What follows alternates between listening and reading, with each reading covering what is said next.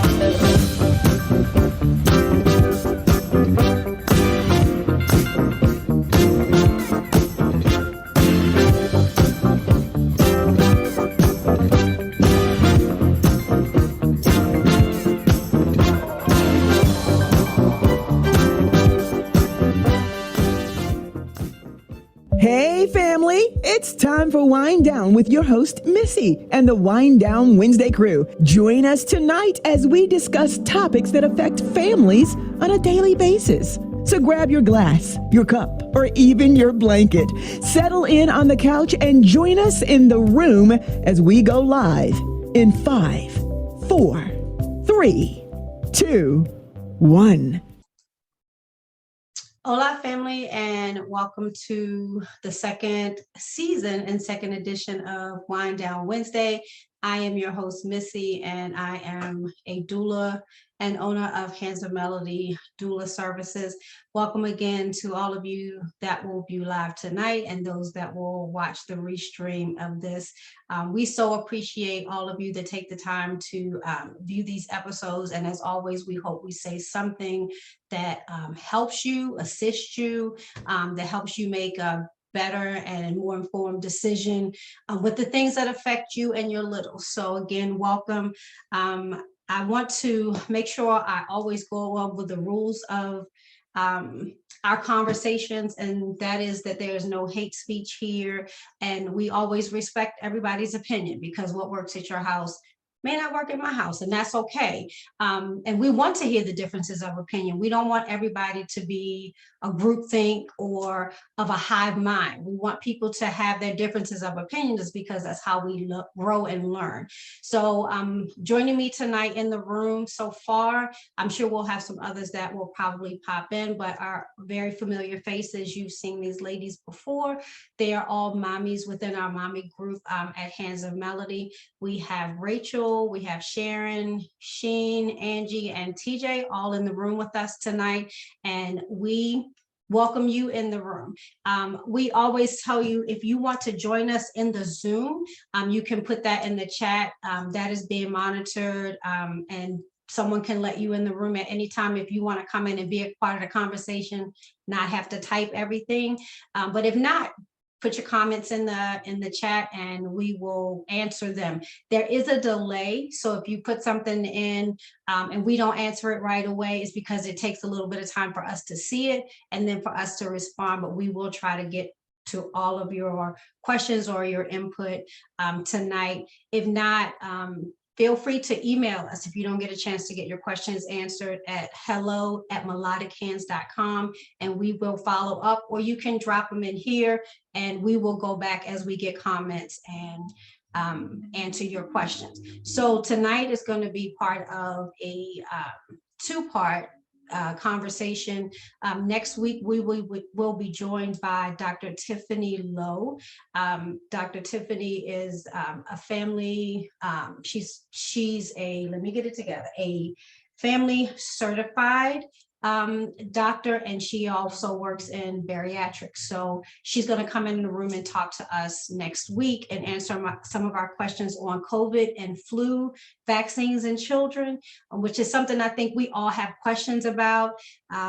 When and if we vaccinate our littles, I don't think I have enough information. And so I'm sure if I have questions, other people have questions. So she'll be here with us in the room next week and you can get your questions answered. Tonight, we're going to talk about, with mommies, when to call the pediatrician, because a lot of times we don't know when to call. Should we be calling? Is this normal? And this is not intended, I have to say this is not intended to take the place of your pediatrician. We are not here to tell you, for sure, call your doctor here, or no, you don't have to call your doctor here. We're going to talk about our experiences and some of the things that we've seen, and when we call the doctor, and kind of the advice that's been given to us to give you a starting point. But as always, mommy and daddy instincts trump everything. So if you feel like you should call the doctor, call the doctor. Better safe than sorry. Don't say, oh, well, they said I should wait. No. If something is nagging at you, telling you to call, you by all means call your pediatrician, your provider, find an urgent care, find an ER, whatever you need to do to take care of your littles, please do so. Our talk is going to be based on some of the conversations we have in our chats, like this gunky stuff that be happening with the babies and the fights we have trying to clean noses and the fevers that some of us have seen, and the Tylenol versus Motrin, when do you give one versus the other, signs of teething, all of that. So that's what we're going to talk about a little bit tonight. So again, I have to say it again, this is not to take the place of medical advice from a medical provider. I'm not a doctor, nor do I play one on TV. This is just what happens with my kids in my house. This is the way we've done it. And all of us will tell you over time, you have like your thought process is here, but as your littles get older, you live and you learn. So even if you have multiple children like we do, I don't parent the same way I did when I had my older children. So you live and you learn. So the biggest things that we have seen have been what, ladies? What have you all been dealing with your littles lately in this season? Be prepared for the daycare life. Oh man, that daycare life is rough. The sickness that comes literally, at least when they first start, and then over time they kind of level off. But then when the season changes, then it comes back in again, and then they level. It's like every 2 weeks there will be some type of cold, and as you get over it, another kid in daycare gets it, and your kid would now go right back into the cycle. So if that happens, be aware of that's what it is. It's just germs at daycare. And they put everything in their mouths. Daycare. Yeah. I think it's important to also kind of like, if your kid is of the age where you're starting to do activities and now it's getting cold and the activities are now being, so think of every single activity that your child does indoors as going to daycare. Just think of it as going to daycare, because it's the same germ load. Stephen had an activity on Thursday, and it's not even a close activity, and as we were leaving, one of the little girls is coughing and snotting, and already today, I feel like he's trying to fight something off. Mm-hmm. It don't take long. And if it happens, be prepared to have a backup plan for daycare. Because and don't get mad at your daycare provider. They don't set the rules. And unless you have a nanny or just one child that you're taking care of, they have to protect all the babies in the daycare. So don't take it as a personal attack when they say, well, you got to keep your little person home, and you're going, but it's just a cold. Well, first of all, none of us know if it's just a cold. Just because you took a COVID test at home and it said that it wasn't COVID does not, first of all, mean that it's not COVID, because there are false negatives in the test. Second of all, it doesn't mean that, maybe it's not showing up yet. Maybe it's too soon to test for COVID. And COVID is not the only thing. RSV, these upper respiratory infections, all of those types of things. And the daycare provider has to watch out for all of the other little children, because tell the truth, you get mad when you got to keep yours home, but the minute somebody else bring theirs in there with a snotty nose, you try to figure out why their parents didn't keep them home. So same rules apply. You got and to there's keep a shortage. home. Yes. There is a major, I think they said there's a shortage of at least 100,000 child care professionals in our country right now, with the number going up exponentially on a regular basis. And so these people are protecting themselves as well as their own children, as well as yours. So some of them are getting a little bit more stringent about illnesses now that, they're the last, defense. And advice that I would give too is like being mindful of coughs. Because I feel like a lot of the times when my kid gets like really sick, it's a cough from someone at his school. Because they're little kids, they haven't learned of like coughing in your elbow and covering your mouth and all that stuff. And it's like you see someone coughing and you may think, oh, it's nothing, but you don't know how the other kid at the school, their immune system is set up. So now the little girl or little boy is like, ha, ha, ha, on a toy or at a table or whatever. And it's like, okay, I may try to sanitize as much as I can, but if they're playing in the corner by themselves and one coughs on a toy and the other one picks it up, now your kid is going to get sick, right? And I think one tip that Angie had put in my head, like when Jaden was young, was multivitamins. Like find yourself a good multivitamin regimen for your kid, like vitamin D and K and elderberry and all the fixins, right? However way you want to get your kid to take it, it will help when they get sick, right? It helps a little bit, but it depends on how much exposure they get and all that kind of stuff. But that's one thing that I would say, I'm religious about that every morning. It's like, here, you want some yum yum? And he's all like, yum yum. I'm like, okay, thank God you're okay with taking it now, but I pump it through his system because you never know what nutrients they're missing from the daily food, but you got to keep that up in their multivitamins. So multivitamins, we don't have a one particular multivitamin that we all use.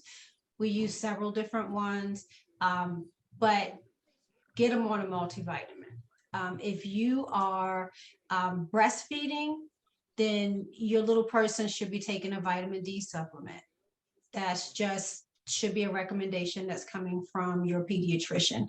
If your pediatrician has not asked you about it or told you about it, and you are, especially if you're exclusively giving breast milk, then ask your pediatrician that question. Don't just go out because I threw this tip out and say, I'm just going to go start my baby on a vitamin D. I need you to call your pediatrician and say, hey, I'm breastfeeding. Should I be giving my little person vitamin D? And if so, do you recommend a brand, or is it okay for me to just do a little bit of research and find a brand? So we want you to make sure that your little person has the most immunity that they can get. Breast milk gives them a level of immunity. That's going to help, especially right now in cold and flu season. Get some sun. Sunlight does an amazing thing for us, for our children. It's getting a little colder, so I'm not a cold person, so we probably not gonna be outside, but I'm gonna have the windows in the house open and we're gonna get a little vitamin D. They're gonna walk with me to the mailbox. I ain't even gonna lie, I ain't gonna sugarcoat it, act like I'm gonna have my kids outside for an hour because it's cold and I'm not. But I'm gonna try to get them as much sunlight as I can because that is very good for their bodies. But find a multivitamin. I think most multivitamins and the gummies and everything, they start at like 2 or something like that. But up until then, you can do like the liquid forms. Make sure if you're going to start a gummy vitamin that your little people have the back teeth for the gummy vitamin, because that's going to be important. They got to be able to chew it up and we don't want anybody choking. So again, check with your pediatrician about that. What illnesses have you guys been dealing with since the wonderfulness of the cold weather is starting in this bipolar Maryland weather? You mean, when do the they have them weather now or last time it was cold? Just like what are some of the things that you noticed this time of year? RSV. Yeah, this time of year for us, it knock on wood, thankfully, it wasn't RSV, it was just a cold. It was just a really bad cold, and Same he here. had the fever is the That's the issue. that's the beast you got to look out for, right? And Angie can probably test to this, and we all kind of dealt with supporting her through that. But it was just, I think for me, when he was younger, when he first got the fever, it was freak out, holy crap, what am I doing? I don't know heads or tails, what medicine. And I remember texting Missy a couple of times, like, wait, what am I supposed to take and this and that? But follow your doctor's orders and rotating the medicines of Motrin and Tylenol every 4 hours, that works. And little stupid old me didn't know you're supposed to keep it up until the fever breaks. I just did it and then stopped, and I'm like, oh wait, the fever came back up. Now let me give it to you, and then but you got to keep keeping it up until the fever breaks, and then you got to know what that number is. When it hits this certain temperature, all bets are off. You got to take the kid into the doctor's office, Yes. or the ER or urgent care. So. Yeah, and find out what that is. Go ahead, Sheena. That's what I dealt with, and I called Missy because Jax had like a temperature of 100. It was 103. And it was like 12, almost 12 o'clock at night. And she was like, take him. And we were gone out in Annapolis, urgent care, because I'm just like, yeah, something, he was burning up. It was, and I was freaking out. Like, that was the first time we dealt with a fever to that magnitude. To that magnitude. She said, like, if it gets to that point, like, he can have a seizure. And that's all I needed to hear. And I was like, I'm gone. Like, going. Dean was like, no, like, either you can come with me or it's just gonna be me and him, but we're going to urgent care. Like, and we experienced that where we had to do the ice cold rags all over. Like it was like an inferno, like his whole skin. And I'm like, how is this kid sleeping? Like, this is not okay. And doctor was like, okay, you got to immediately cool him down. And he was just like, I think it was probably 103 at that point too. And she's like, have you continued the regimen? That's when I found out I broke the pattern or whatever. And I was literally putting rags everywhere. And now I know, when he gets sick and what to look out for and all that kind of stuff. But for the new moms out there, be prepared. When your kid gets sick, it has that first fever, you may have a freak out. We're telling you now, don't freak out. It will happen. But as long as you follow those, and your doctor will tell you too, but it's the Motrin, Tylenol, and just watching because some kids will have the fever and still behave normal. Right. And some kids will have the fever and be completely just out. Yeah. Yeah. I had the fever, so you gotta still acting normal. So I'm just like, he's warm, but he's not fussing, he's not crying, he's not doing anything. He's like napping like usual.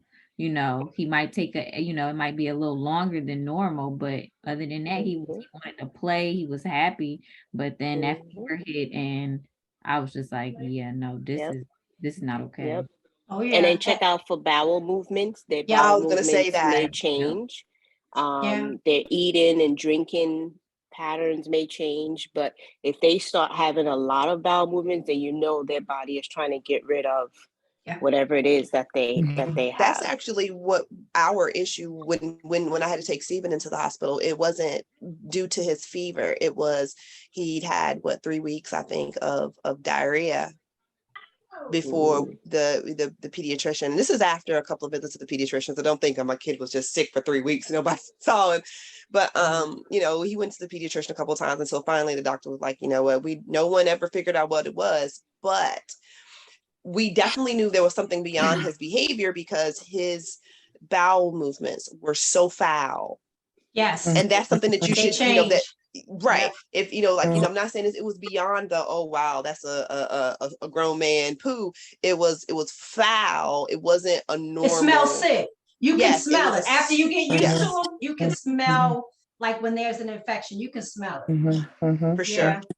Yeah, and Rachel mentioned the cold. So if your little one has a fever, cool rag to the forehead, the back of the neck, under the arms, Armpits. and between the thighs are area touch points to kind of, especially if the fever is really high, those are touch points to give you some cooling off Immediate. while you're waiting for that Motrin Tylenol every 4 hours. And again, you got to give it to them around the clock, because if you wait for it to spike, then it's going to take a longer time for it to come down. So you kind of keep it in a rotation and for about 24 hours. And then if you want to give it a little bit of time and see if it's broken, but be prepared.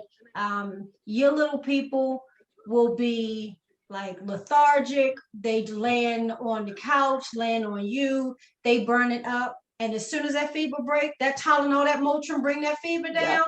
They up running circles all around the house, and you be like, "Oh, they fine, they playing, they eating." Be prepared when that fever goes up, they tank again. So don't be fooled by the little bit of lull that you get when that fever comes down, because when the fever comes down, it's just like all the energy they stored up being all over you and not feeling well.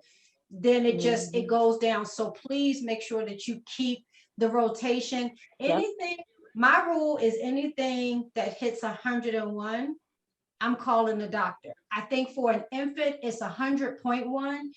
Anything like under 6 months old. And if you have an infant that's under 6 months, you don't give Motrin. So ask your doctor about that. At what point do we give Tylenol? At what point do we give Motrin? And don't wait till they're sick.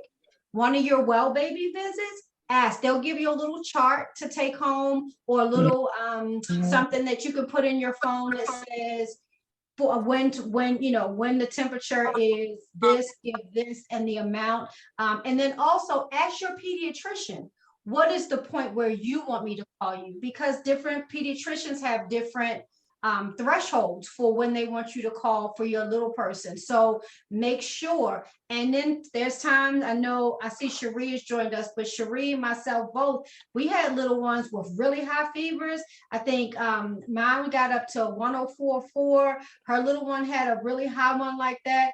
Got to the hospital, tested for everything, and they said everything was negative. And you going, but it can't be, because this temperature is way up here, and then all of a sudden it breaks and your little person act like they ain't never been sick. So be prepared sometimes that there will not be an answer for your it's questions. Just a and cold. that can be, that can be frustrating. Yeah. And on that, and when go ahead. Oh, I'm sorry, Sharon. I was just really going to say about the fever. When I was in the hospital, they tested my puller. They brought out the Doppler thing to pull blood out her little veins, and I had to step out the room. It was a mess. And I just, if you had to step out the room while they are torturing your baby, then do it, because my daughter was looking at me like, "Mommy, aren't you going to save me from these people?" And I'm like, you got a high fever. I don't know what's wrong with you. I'm trying, like it was really bad. We left the hospital after being in the hospital for like how long? Like 6 hours or 5, a long time with an infant. We ran out of food. I told the nurse, I said, look, I don't have no more food left in my bag, nothing. And that nice nurse came and gave me a piece of food. And we left and they said, she's fighting something. We don't know what it is. Let it run its course. Yep. Just alternate Tylenol and Motrin. Every 4 hours, yeah. Go home. Yep. Sharon, what you going to say? I was just going to say my experience was similar to yours when Eva didn't really get sick until after a year. And I think I shared that with you all. And this was after we had traveled from Florida. And that's when she had a fever the Friday after we got back. And so she was just actually, Earl called me on my way home saying something's wrong with Eva. She's not wanting to play. She's lethargic. She's just laying on his chest. And so it just kind of went downhill that whole weekend. And she did get up to, I think it started at 100, like 0.8, and then it went up to 101 something. And I think overnight it got up to 103. And so I did give her some Tylenol, but I also called the doctor. And, she was saying that, continue to watch her, but, I can also go to the urgent pediatric PM care to take her if that fever gets any higher. And then she suggested that when the fever is over 103 or more, it's better to, start with the Tylenol. I mean, not Tylenol, but the Motrin, and then alternate like that. So yeah, it was definitely a scary time. Like I felt I could handle a fever because I am a healthcare provider, but when it's your own child, you still have that kind of like, yes. What's happening yes. right now. So so I can definitely relate to what everyone is saying. Yeah. Don't feel bad if you got to step out of the room, because it may be better for your little person, especially if you can't take, even if like shots and stuff like that, even if you know that you can't take it. I've always said, step out and then come back and be the savior of the day. They stuck my baby. Oh my, you know what I'm saying? So you come back in the room like the superhero, as opposed to you falling to pieces, because your little person has to get a shot or has to have blood drawn.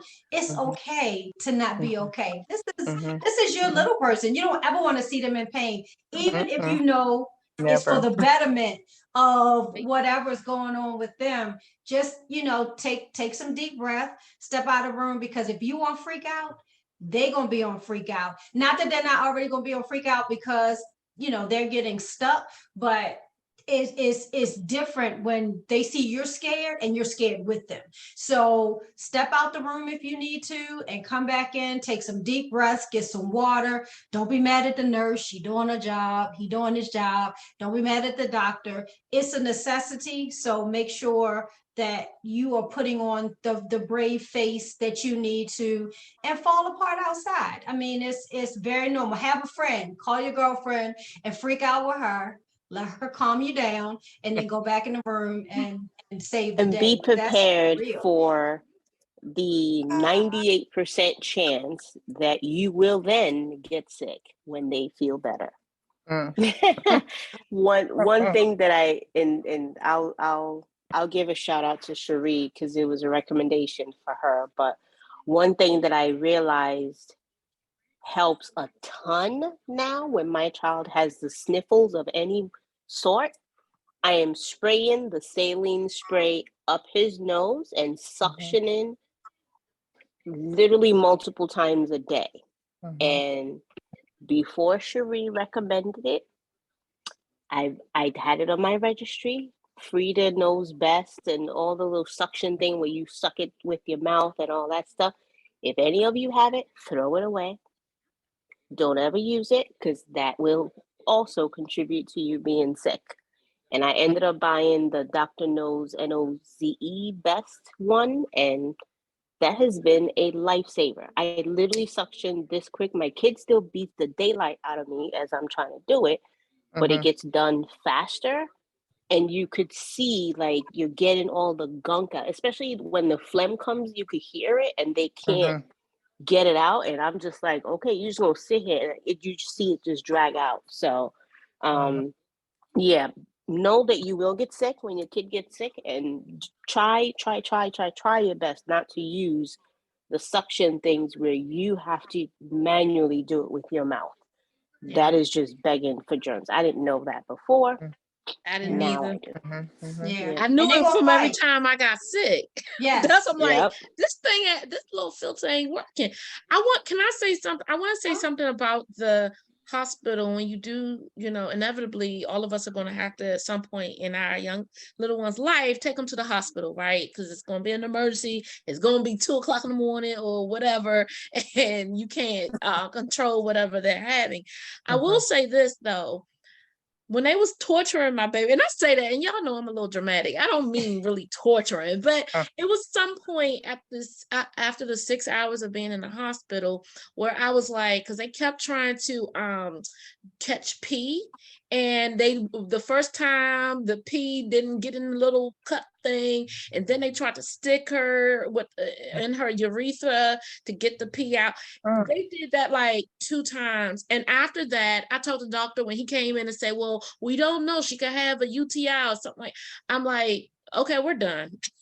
We are done with this torture. I said, okay, doctor, she might have that, and maybe I'll take her tomorrow to her pediatrician, but I just can't I can't have her held down like that anymore. I'm just done. So I just want to let mothers know that when you know your child, and if she's or he are at their wits end and they cannot take it no more, what is plan B? We got to go through plan B, because I'm not going to allow y'all to stick her again. I'm not doing that. And you know what though? It's okay the first few times that your kid is sick, that you're in and out of the hospital. You're calling your doctors like crazy, and they're like, no, it's fine. They'll walk you off the ledge and all that stuff, right? And I think we all went through it, and now I can safely say I'm at the point now where if he gets sick, there's a routine. Like I feel like I've gotten the routine down pat of like, I may ask and be like, okay, what's the new thing I could try? But I know the core things that I need to do. And I know when that threshold is of, okay, let's go. Right? Because I've done so many, like you, Cherie, they test. And I get all these bills. And I'm like, why is my kid having a bill in his name? I'm like, it's because you sent him to the doctor. And they don't give me anything. They're like, oh, it's a viral infection. Or I'm like, that's a fancy word for it. He's just got a cold. Okay, never mind then. I won't be coming back here. The next time he has another cold, right? So yeah, but be prepared for that. Eventually you won't have to go as often. And you'll know what that point is that no, we gotta go. So yeah. And I will say, your child. So when, okay, I need to go get some. After a while of going through these little colds and stuff, when it's not a cold anymore. Like, okay, I need some medical intervention and help here, emergency help. So just trust your instincts. And people used to always tell me that before I had a baby. You'll know, trust your instincts. I'm like, what does that mean? It's so abstract, but you will know. And don't apologize for it. No, don't apologize never. for you having to call your doctor or your medical professional to have them tell you if your child is okay. And if there's anyone in the medical profession that makes you feel bad for it, find yourself another doctor. Yes. Right? Because God forbid something happens to your child. You'll be the first one that they look to blame you as to why didn't you do whatever. Call them every time. Take them in every time. Yep. Right? Yep. So that's what your insurance is for. But when you find out you're pregnant, start looking for a pediatrician pretty early, because it's like, I don't know, I can't speak for anybody else, but I'm very particular about hairdressers. I'm very particular about, who does my nails. We just look and see who accepts our insurance and be like, okay, so I found a doctor. Don't do that.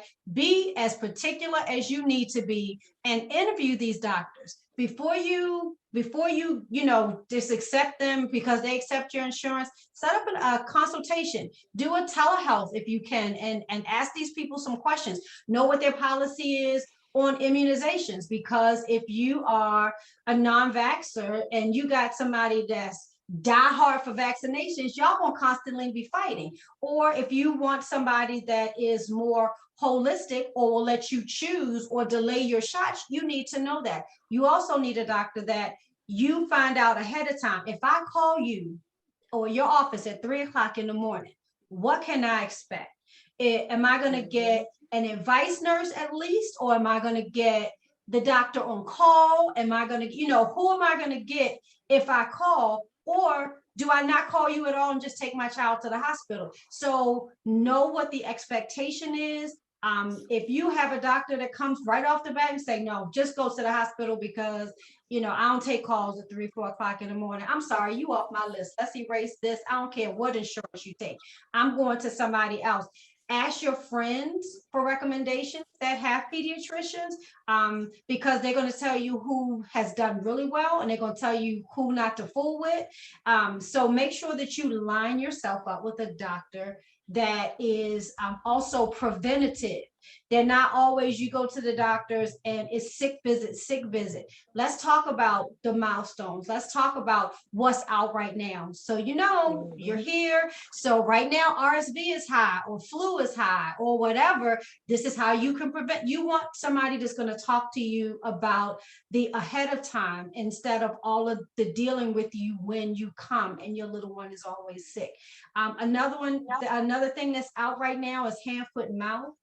Hand, foot, and mouth, your little people can get really, they can have fevers.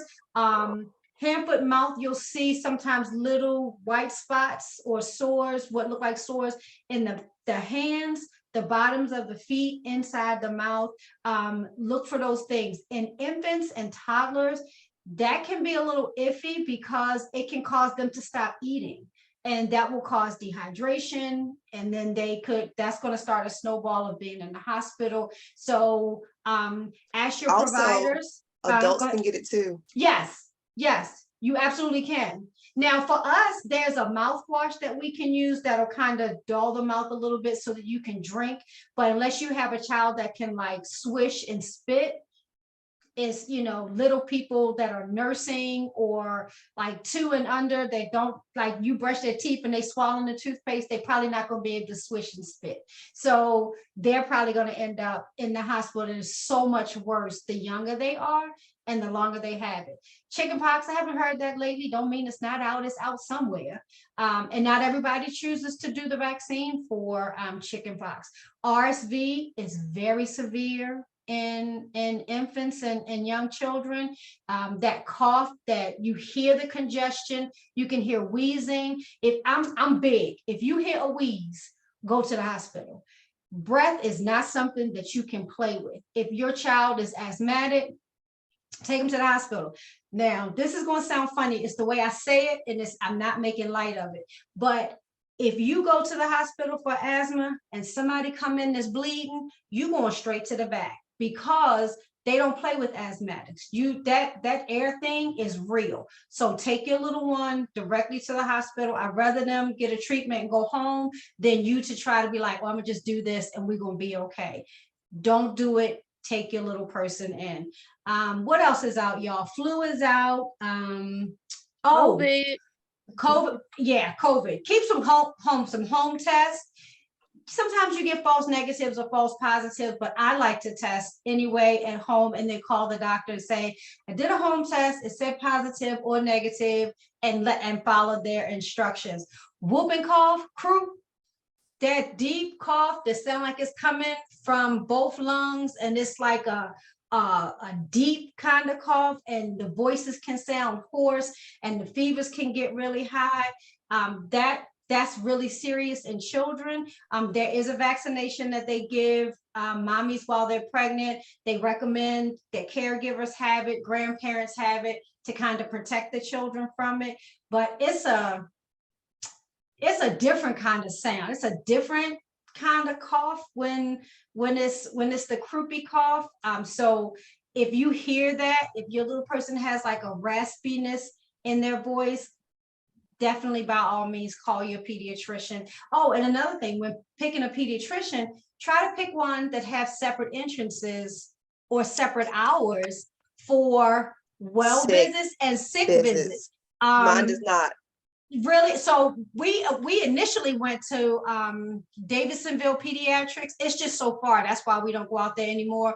But you come in and there's a door for sick and there's a door for well. And I like that because sometimes you got to sit in the waiting room, a little less time during COVID, but you sit in the waiting room and you don't know if these kids are here for sick visits or well visits, or you got a child that's coughing and doing all of this. And so if you can get a pediatrician this week. Yeah, it's not this week, glad when he had the allergy thing. We took him, no, still there. We took him to the pediatrician because he he had some kind of allergic reaction to something. And so so we were sitting there, and there was a woman in there. She had like 3 kids with her, and 2 of them were close to him in age, and he wanted to play. Yeah, but they don't utilize them. So he wanted to play, and he wanted to, with the kids, and they were wearing masks. And I was like, oh, I'm not sure, but he doesn't have a cold or anything, if you don't mind them playing together. And she was like, yeah, but they do.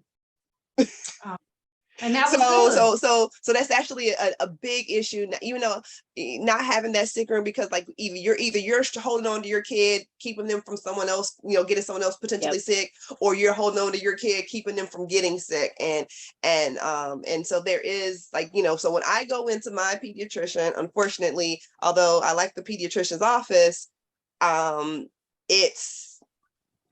we all go into one room. So, and that's the thing. And I probably should ask them I'm not due to go back until my kid turns 2, which is a while from now. But I think I might have to ask them, because you're saying when I first had my kid, when he was sick, we went upstairs to the sick floor. This last time where he had a cold, I went right into the main entrance, and they didn't even ask me to go back out and go upstairs. But then I felt uncomfortable because there were the whole waiting area was full, and it was all newborns. Everybody had car seats. Oh, wow. And they were sitting on the floor, and here's my kid hacking. So I'm like, nope, I'm standing right by the receptionist, and I'm looking at everybody like, I'm sorry.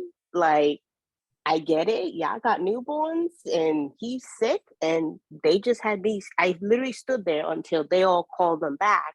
And then we went to go sit down. I'm like, and in my head, I was like, don't they have a sick thing upstairs? And I didn't ask about it, but I'll ask the next time. In my experience, that is the typical experience that I have, Rachel, in general. So there is a separate office.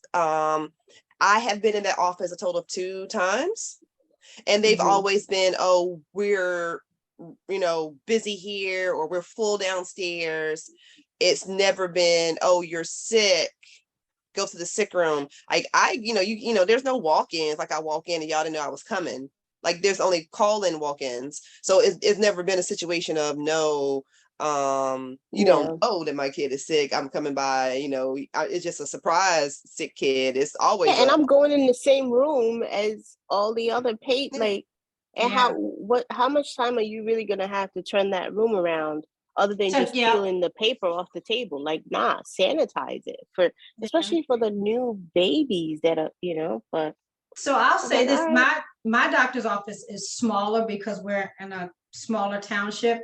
And for us, when we call to make sick visits, they will ask us to wait and pull up and wait in our car.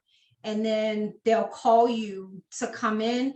They bring you in the side entrance, and they have a sick room. And so they bring them in, take them right into that room, and take them out so that you're not sitting in. And for any new mommy that feels like Rachel, like, oh my God, I don't want my kid, I know my kid is sick and I don't want him around other children. So maybe you want to say that to your doctor. Listen, if your sick entrance is not open today, like you all saying, they have a sick place for sick children and it's not open, you can say as a mom, listen, I'm not exposing anybody else's children to what my child has. I'm going to wait in my car.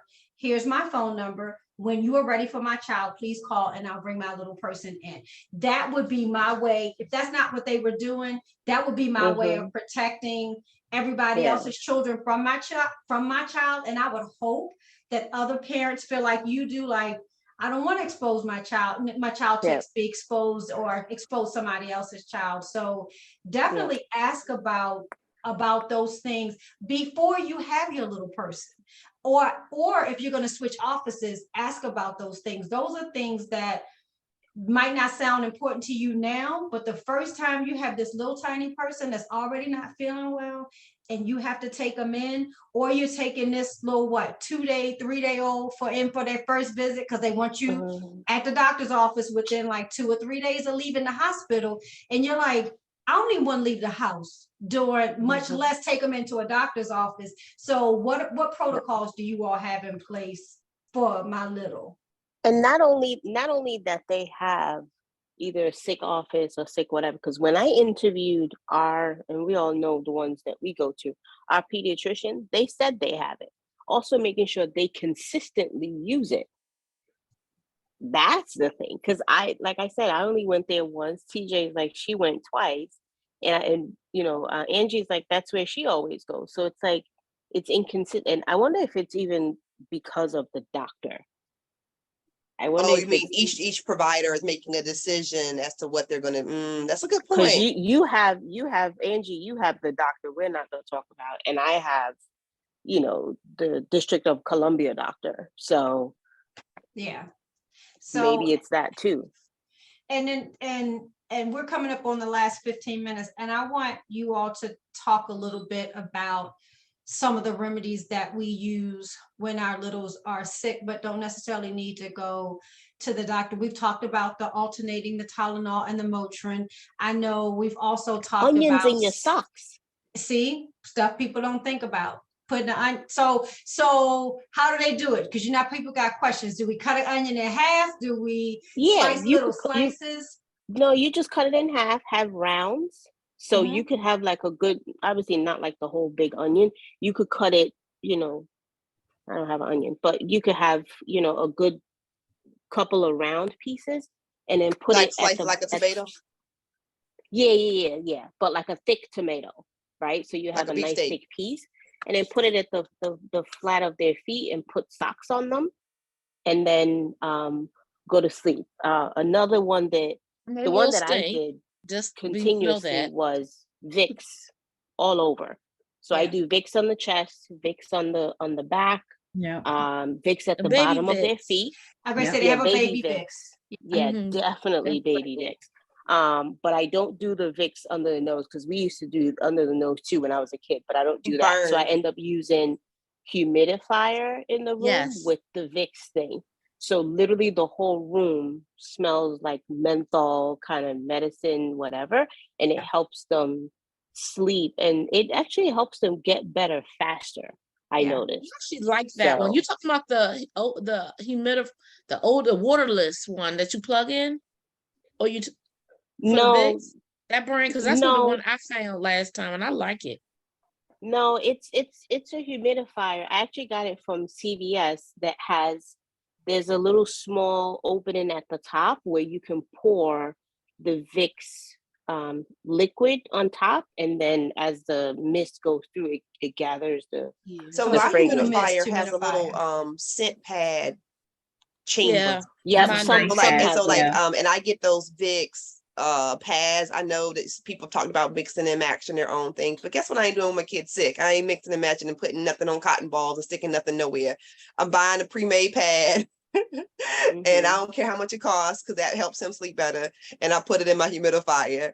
And then I also put a heater in his room, a space heater.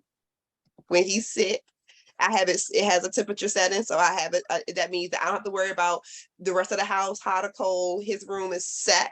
It's going to keep him toasty warm, or whatever the temperature is all night. That humidifier. And saying that he's in a crib, right? That he does not get out of. He is in the crib. Yes, okay, because I'm getting ready to say you got to be mindful of that. If you put a space heater in a room with a little that can get out of the bed or out of the crib, he's in the crib. That's always a burn hazard. So this would apply to a little that's not able to get out of the room.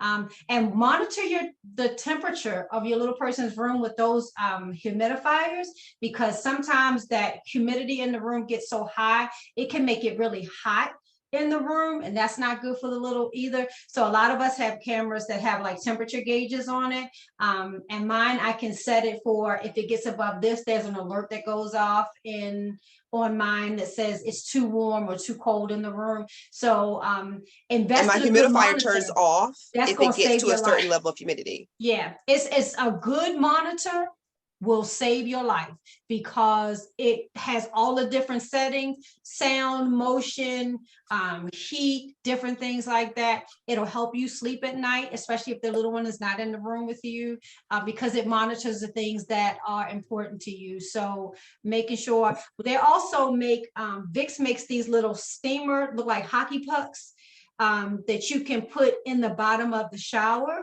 and you can stand, and you can I make those myself in there with your little one. I love those. And let it get nice and steamy, and it'll open that little person up. Some of us put a little bit of peppermint or eucalyptus or lavender or something in with our humidifier, or a diffuser that'll also, I think we've done tea tree and like lemon oil, and like to open the little people up.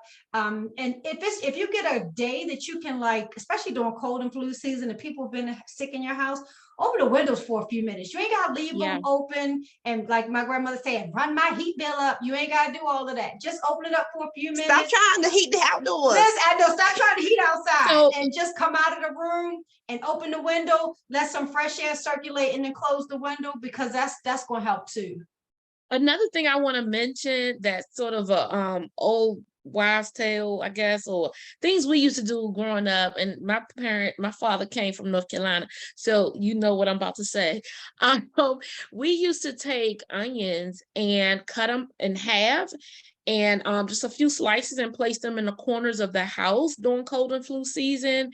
We would open the windows up, air the house out, and then diffuse different essential oils. And that's what I did growing up. And I will say, I don't know if it works, but it makes me feel better that I'm doing something. So now as an adult with young people, I do that a lot too, especially last year when we got COVID and it ran through my house. I was diffusing all the essential oils, good for your health, like eucalyptus, tea tree, lavender, all that, peppermint. And so I think it helps. And another thing about the steaming of the shower, I definitely want to co-sign two things, and that's the Hockey Puck Vicks shower tablets. They are wonderful. And I use the waterless, Vicks came out with something else to take our money, and I actually really like the waterless vapor one. I really like that. The plug-in. Yeah, I have those too. I love that thing. I was running it when Gigi was sick, and then just the one that has the stupid green nightlight on it. Yes, but you can break it. So I broke mine. Y'all know how I am about light at night. You said that to me, and I went and tried to broke it, and my whole thing was all broken and wasted my money. Because I just got like a little tiny screwdriver, popped that bad, but really, I'm sorry. You want me to go to something beside it so it doesn't illuminate so much? That's all I did. That nightlight is bright. It is bright. But my girls sleep with a nightlight. So if you have a little one that sleeps with a nightlight, that's not going to be a big deal. Yeah, mine does. It's just this one was a second one, so it's like, two separate whatever. But it was it worked though. Let me check, because when I bought my kid, it came with multiple ones. So let me go and see if I can pop the one out of the one I have that's open, and if I can, I'll give it to you. Oh no, I don't need it. No, I'm good. You give it to Cherie. I use the humidifier that I pour the Vicks vapor in. Me too. The vapor steam. You can buy the vapor steam and pour it in there. Go ahead, Cherie. I just want to add one more thing to the list, because I have an approved list. Yes. The boogie wipes. No one has mentioned boogie wipes. We all in the chat use boogie wipes. I use boogie wipes. Yep.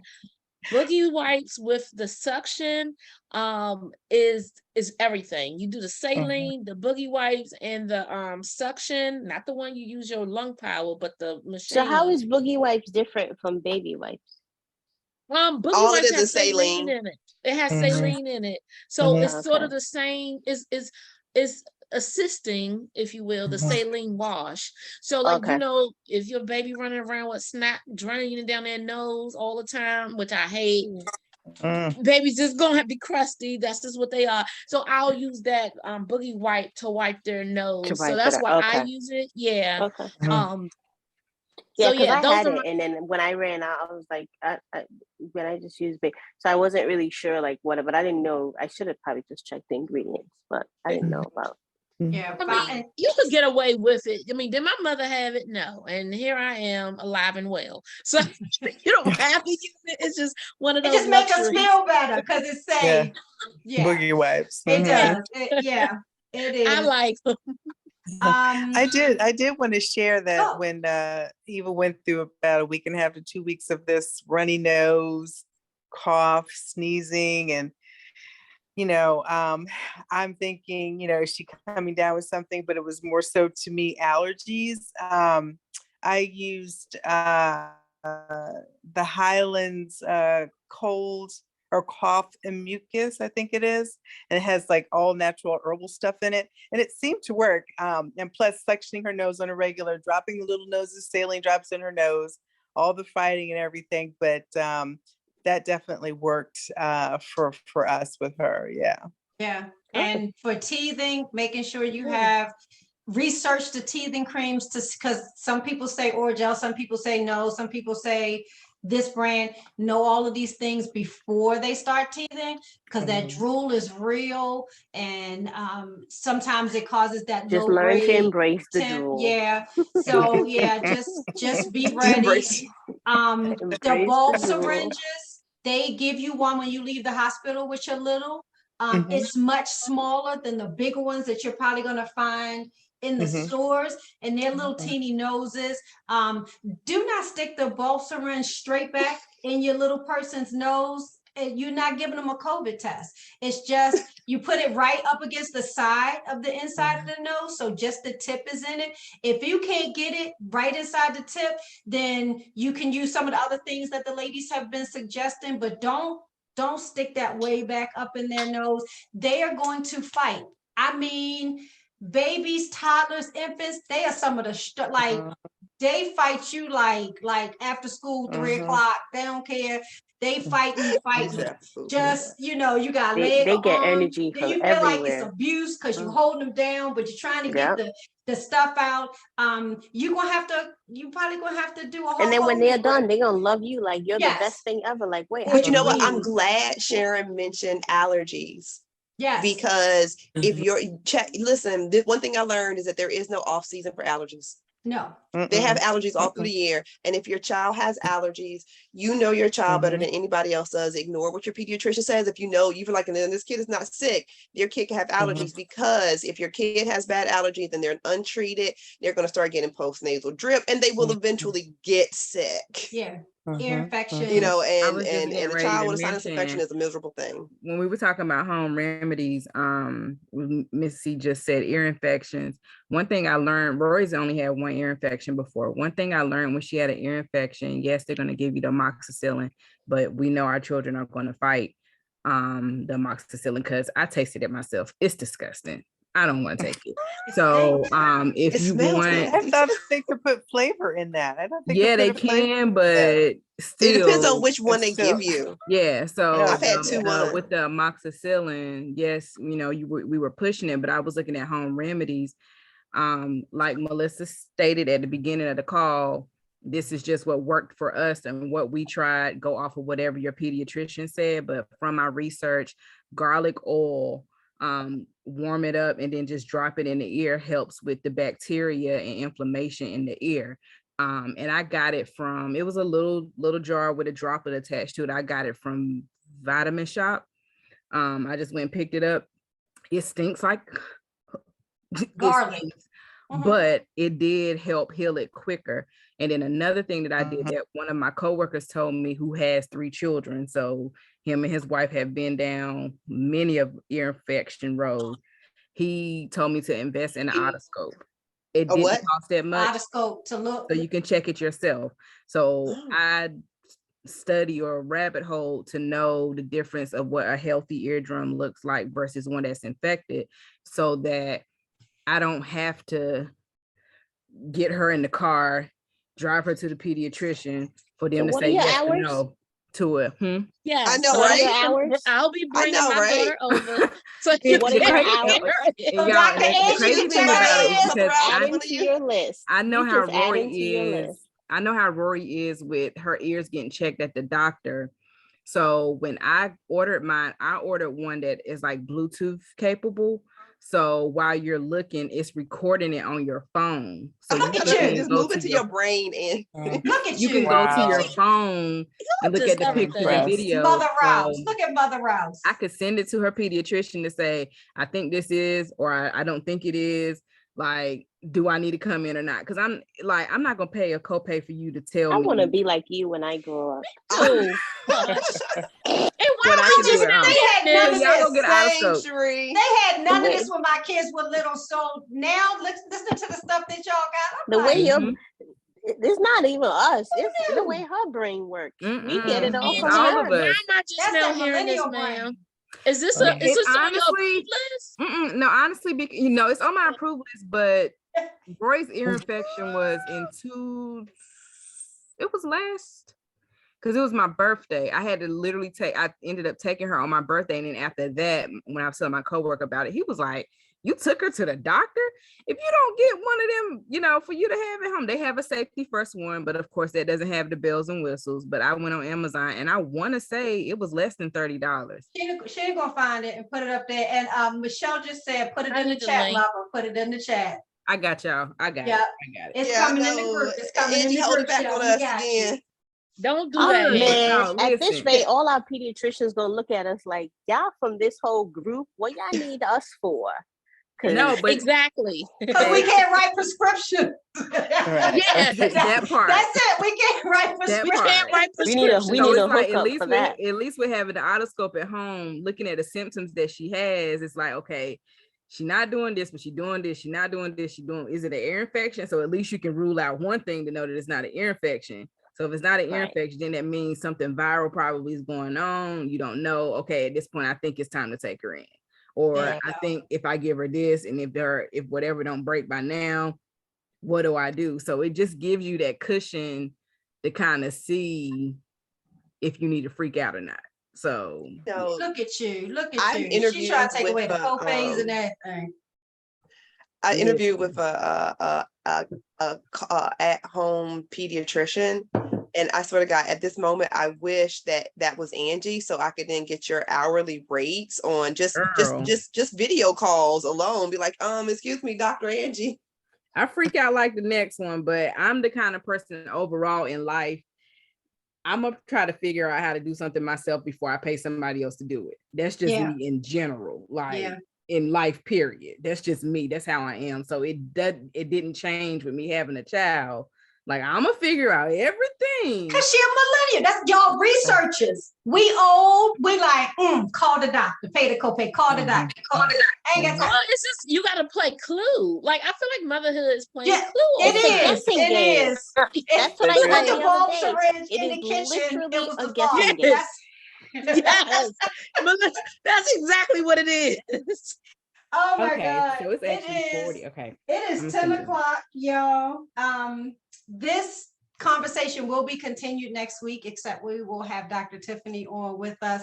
She a real doctor. Like, she can answer real medical questions, like not the stuff that we be saying that we try at the house, but like real stuff. So she will be with us.